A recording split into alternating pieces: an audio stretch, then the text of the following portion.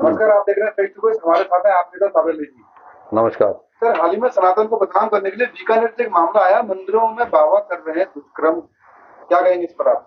सनातन को बदनाम करने के लिए नहीं, सनातन धर्म के ही ये लोग हैं जो डेली बलात्कार कर रहे हैं, बच्चों के साथ दुष्कर्म करते हैं और इनको सरकार की पूरी ताकत के साथ इनके साथ सरकार खड़ी है। इसीलिए इनके हौसले बुलंद हैं और ये नहीं सोचते कि जिन बच्चों के साथ हम ये हरकतें करते हैं इसका आगे चल के अंजाम क्या होगा। भाई अगर भगवान भी कहीं है तो कुछ तो इनको पाप की सजा जरूर मिलेगी।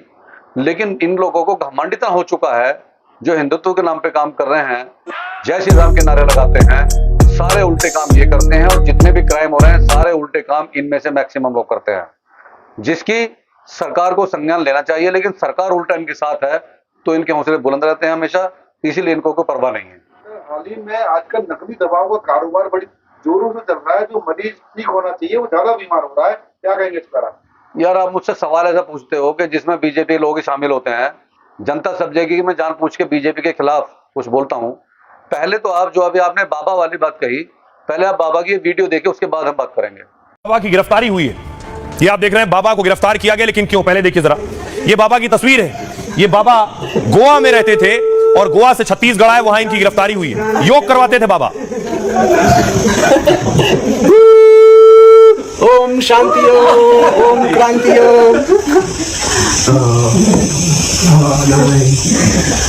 That's my last. और दूसरा सवाल है, आजकल ये जो दवाइयों का जो कारोबार जोरों पे चल रहा है, जो मरीज को ठीक होना चाहिए तो वो ज्यादा बीमार है। क्या कहेंगे इस पर? देखिए, दवाइयों का कारोबार इतना बड़ा है क्योंकि बीजेपी सत्ता में है। इसके जितने नेता हैं, जो गुंडे हैं, वो सब बीजेपी के संरक्षण में है, क्योंकि उनके ऊपर कोई केस दर्ज नहीं होता। अभी जो नया मुद्दा सामने आया है उसमें नकली दवाओं का कारोबारी भी बीजेपी का नेता ही निकला। कि बीजेपी का नेता कितनी बेफिक्री के साथ लोगों की जान से खिलवाड़ कर रहा है। असली आतंकवादी ये लोग हैं। इनके खिलाफ देशद्रोह का मुकदमा दर्ज होना चाहिए और ये जब तक जिंदा रहें ये वहां से बाहर नहीं आने चाहिए, तभी जाके इन लोगों को कल आएगी। लेकिन इनको मालूम है कि इसका कुछ परसेंटेज सरकार को जाता है, कुछ परसेंटेज इनसे बड़े भ्रष्ट नेताओं को जाता है। उसी की आड़ में अपना काम चलाते हैं और इनको किसी बात का डर नहीं है। ये मेडिसिन ऐसी बनाते हैं कि वो एक चीज के लिए आराम करती है और 5 बीमारियां खड़ी कर देती है।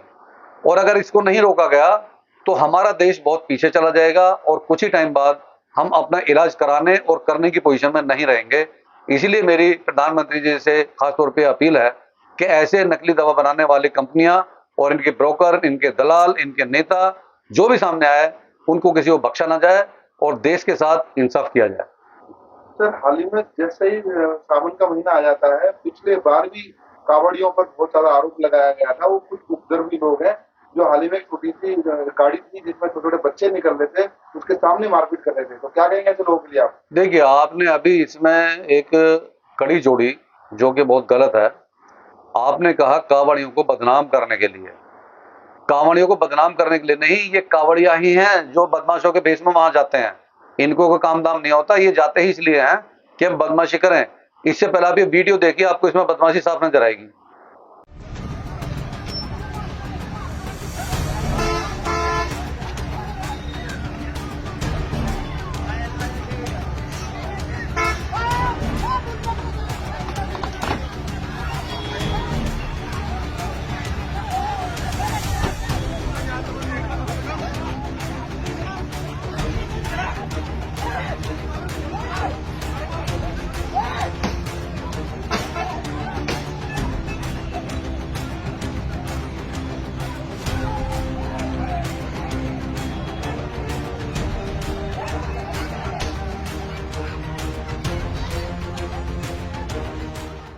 आपने अभी वीडियो देखा।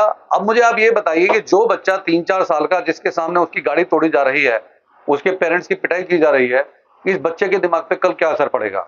ये क्या समझेगा मैं किस हिंदुस्तान में रहता हूं?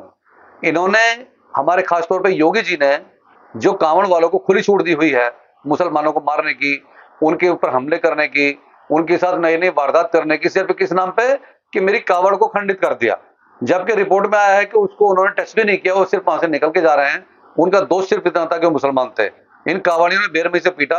अब हमें इंतजार रहेगा कि जो योगी जी मुसलमानों के घर पे बुलडोजर चलवा देते हैं, क्या किसी कांवड़िये की झुग्गी तोड़ेंगे? या उन्हें और आगे प्रोत्साहित करेंगे कि आप और पिटाई करो तो आपका अवार्ड मिलेगा।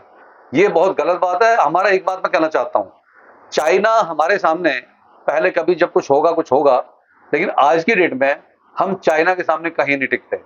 चाइना से हम पूरे 100 साल पीछे कम से कम, वो भी तब कि जब अब से हम टेक्नोलॉजी को यूज करना शुरू करें और टेक्नोलॉजी बनानी शुरू करें। लेकिन हमारे देश के नेताओं का ध्यान सिर्फ हिंदू मुसलमान करने पे है, उनको मारपीट करने पे है और अपनी कुर्सी को बचाए रखने पे है। देश की तरक्की पे इनका कोई ध्यान नहीं है।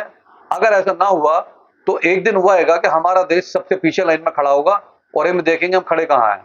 हमसे हर देश आगे निकल चुका है टेक्नोलॉजी में, एक से एक बढ़ के टेक्नोलॉजी, लेकिन हमारा देश बिल्कुल जीरो है और कहते हैं मेरा भारत महान। ये कोई महान नहीं है, सिर्फ हिंदू मुसलमान पे काम हो रहा है और कुछ नहीं हो रहा। इसी के साथ मैं एक बात और कहना चाहूंगा कि हिंदू लड़के अगर मुस्लिम लड़की को भगा कर ले जाते हैं तो उसके ऊपर हमारी दलाल मीडिया बिल्कुल शांत बैठी रहती है, कुछ नहीं बोलते। और अगर एक मुसलमान लड़के ने किसी लड़की से लव कर लिया तो उसका बखेड़ा बना के पूरे हिंदुस्तान में उसको हाईलाइट कर दिया जाता है। उसके परिवार को खतरा होता है, उसके रिश्तेदारों को खतरा होता है। भाई बच्चे दोनों साइड के बच्चे, हिंदू भी और मुसलमान भी, अगर वो अपने मर्जी से कर रहे हैं तो आप शांत हो जाइए। यह कानून ऐसा लाइए कि ना हिंदू मुसलमान से कर सके ना मुसलमान हिंदू से कर सके, तब तो हम मानते हैं कि आप एक तरफा बात नहीं करते। वरना ये जितनी भी बातें हैं सब देश के खिलाफ जा रही हैं और इसका देश का माहौल और दिन पे दिन खराब होगा।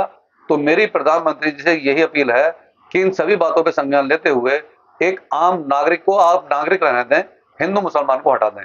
आपकी बहुत मेहरबानी होगी। इसी के साथ जय हिंद, खुदा हाफिज, अस्सलाम वालेकुम।